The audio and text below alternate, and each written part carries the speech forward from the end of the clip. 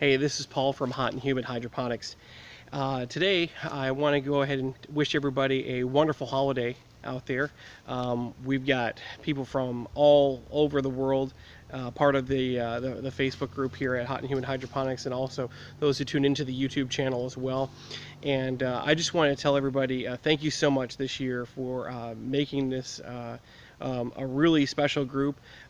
We have an awesome vibe going, and I get that from a number of people that comment back to me that they feel that they can come in and we foster a community of no question is too small, no question is really too big, and we foster a lot of good hope and goodwill to each other, and really right now, especially in this world, that's what we need a lot of.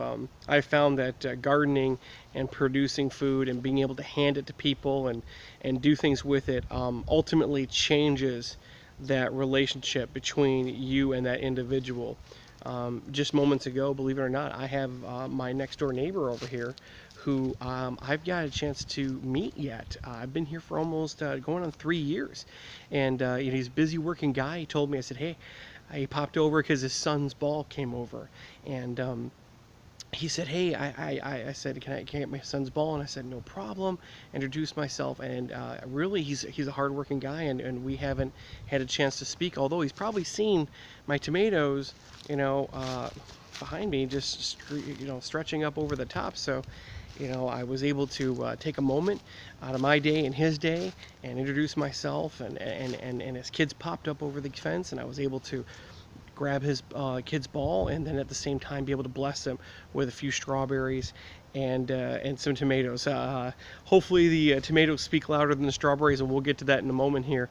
But I just want to wish everybody a great holiday season, and again, don't ever hesitate to ask questions, and thank you guys everything for this just past 2016. It's been pretty awesome. So quick overview about what's going on here. Let's start with the strawberries. Good, bad, and different. It looks really pretty.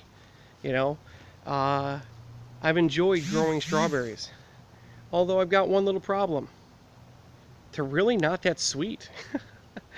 So I've talked to a number of people on this group, and I've put some messages out there, and the words out there is that maybe the pH is too high, maybe the nutrients are too high or too low, to variety. I don't really think it's variety, because it is a commercial variety it's literally bred to be very sweet. Although, and I know that some of these same varieties are used at a hydroponics guy down the road, Hydro Harvest, and I've tried his stuff, and his strawberries are some of the best strawberries I've ever had. So it's definitely a me thing, okay, and not a anything else. So while everything is looking really good, it's been all right. I think if I try strawberries again, I don't know if I'll try this variety. I'll try something different.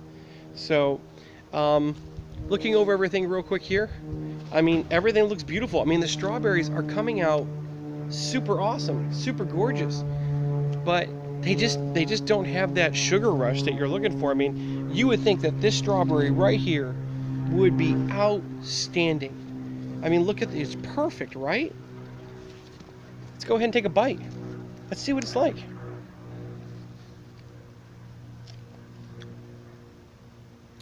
It's all right, but it's tart. It's not really sweet. I thought I was going to get a divorce last night because my wife said, Paul, your strawberries aren't sweet. That hits me right in the heart. And then I bit into one, and I'm like, I'm not going to lie. They're good, but they're not like outstanding. Not what I was expecting. So it could be variety. I've got a totally different variety that's in here that I had to transplant when I lost a couple, and I'll get to that in a moment. I'm hoping that I can taste one of those varieties, and that's from the guy down in Ruskin, and I'll be the Hydro Harvest guy, and I can really determine if it's really just the variety I'm dealing with. Maybe it's just not conducive to hydroponics, or just conducive to the nature of what we're doing here. So besides that, I've been dealing with a lot of blight issues. So this is really discouraging and tough for me. So I've been dealing with crown rot on some of these strawberries, okay? And crown rot, ultimately, you see these bare spaces here? There were no bare spaces when I planted originally. Okay, no bare spaces. So crown rot, you see how golden, you see how nice that crown is right there? There's nothing going on there negative. If I could find one over here that might be starting to see some negative results of that, I'm hoping I got them all. Yeah, I'm probably not going to be able to show an example of it, but what it does, crown rot will cause your strawberries to be looking like this one day and then totally like wilted the next, right? Like useless. And also I've been dealing with a crap load of weeds. Probably the first time I've dealt with a ton of weeds. That particular weed in general. But beyond that, that's been kind of the bane of my existence. Really, is just crown rot. I'm really funny about what I spray on my plants. You know, I got to feed my kids this stuff, and I got to feel good about it. You know, I'll be the first to tell you I'm not an organic farmer. You know, I try to stick to organic standards as best as I possibly can. As far as from a, let me clarify, because some people really will jump on me about this. Hydroponics isn't organic in general. I mean, you can make it organic. One of our members here does organic hydroponics and does a great job with it. But traditional hydroponics is not an organic process, and there is no such thing as a hydroponic organic certification yet, even if there is one. So, but when I say organic, I mean this more or less controlling things from a spray and control standpoint. Now, I'm pretty good about it with my tomatoes, and I've learned what I can spray, how minimal I can spray it, you know, and I think I've gotten in the past two seasons really down what is necessary. Although I'm having some issues with my tomatoes too, but I'm at the end of the season and my output it's astounding, and so I'm really not complaining about them. But I'll show them in a moment. But I'm dealing with a lot of leaf spot, which you can see right here. Okay. There we go. That's leaf spot. Okay. And you really can't get rid of it. You just got to keep it in check. And the idea is preventative maintenance and variety selection. So I deal with a lot of that. And then the crown rot. Okay. And the crown rot will kill the plant. Leaf spot will just mess with the leaves a lot and cause some other problems. This is probably by far the healthiest plant I've got for whatever particular reason. It's just the nature of what it is. It's just gorgeous. Sorry, that was a little rabbit trail. But I mean, you're looking at all this fruit. You're like, Paul, I mean, you're succeeding. What's going on? And I can tell you another thing too. It's been 80 freaking degrees outside. Okay, it's not strawberry weather.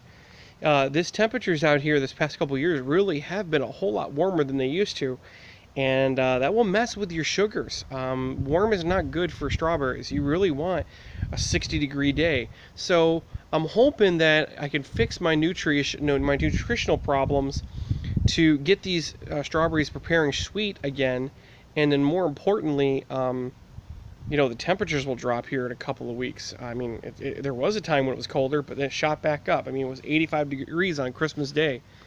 You know, welcome to Tampa, Florida. So, enough about the strawberries, unless, and by the way, this is my plea for anybody's advice on what to do in this situation to ultimately clarify how in the world do I get these strawberries sweeter, aside from pouring on a bunch of sugar?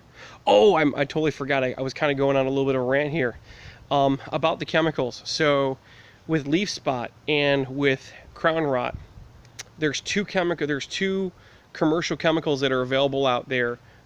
Captan, which comes in a couple different varieties, and also Ridamil. Now, there's also K-Fight as well. Okay, so these the commercial variety of K-Fight and Ridamil are like sell your kidney expensive for a quart. Now, they last a really long while, but don't forget, guys, I mean, I'm not doing this commercially here.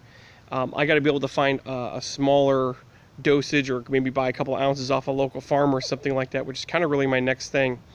The second part is that do I really want to go to that level if I feel that there's going to be some potential concern for contamination? What I mean by contamination is this: the whole purpose of me growing strawberries was that I would be able to grow them with less pesticides and less fungicides. And although I'm not dropping down a bunch of oh, what's the word I'm looking for? Roundup on there. And again, that's a subjective situation, as well as whether you feel that Roundup is really that evil or not. But I just kind of wanted to avoid that. I mean, less is more, right? But now I'm going to be going and putting some of the other things in here, and I haven't really studied their safety. And so I'm just kind of at that point, like, okay, if I've got to go here, maybe I've got the wrong variety and they're just not that disease resistant. I have found, though, that this particular variety, from my understanding, has a very low resistance. So why did I choose this variety? Because it was given to me. University of Florida gave me a whole beautiful box full of fresh roots and bare roots, and I went with them because they're a new variety. They're a very early bearer, because I was getting strawberries in November, one or two of them. But bottom line is that, you know, if I'm going to be dealing with moisture related issues because of the nature of hydroponics, I'm not going to go with this variety again. Anyways, off the strawberries. The tomatoes, again, another tomato wall in Tampa. What can I say about this cherry tomato? This is probably by far the best cherry tomato you could possibly get. I will be putting some seed orders out there. I mean, this is 4 plants, guys. This is 4 plants. And no, I think it's like 1, 2, maybe 3 plants. This is the Felicity cherry tomato that I put in seed orders in. This is a indeterminate, no joke. And I mean, it's just pounds and pounds of this. I planted this guy really late because I knew that my determinants and my indeterminants were going to start slowing down, and I really wanted to have fresh cherry tomatoes for my salads. Also, they're just really cool to look at.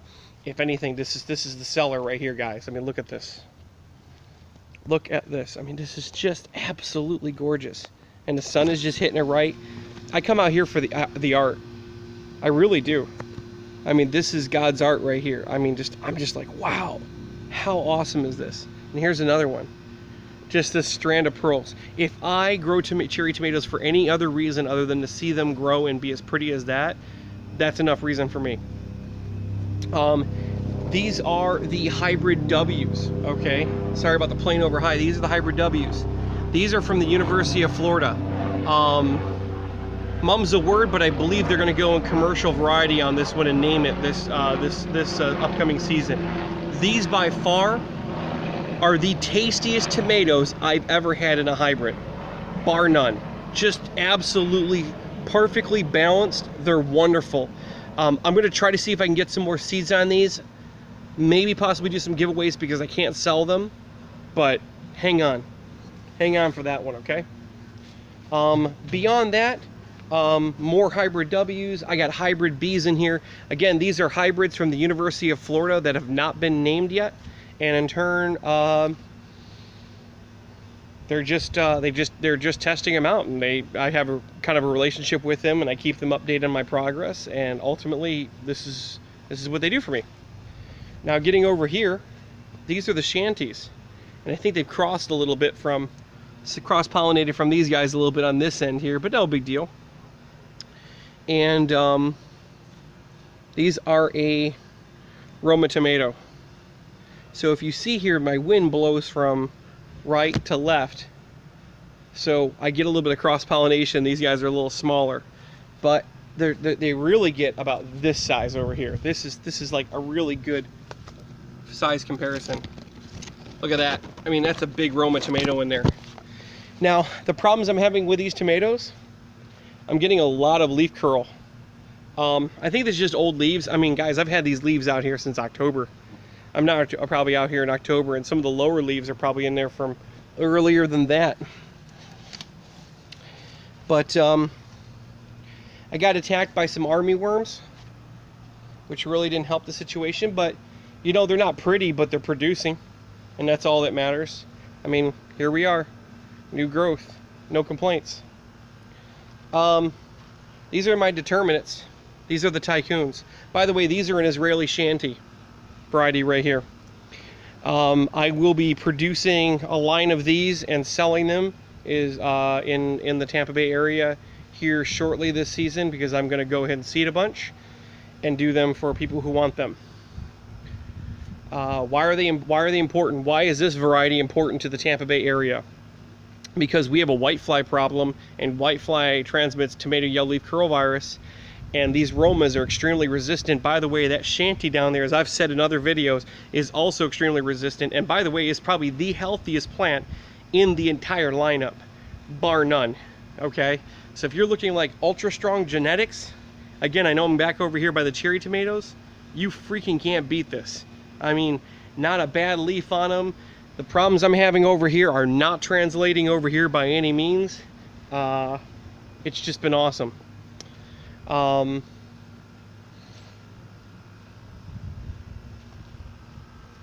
Here are the Tycoons, the first lineup in the Hazara Seeds lineup that produce tomatoes. Look at this freaking monster.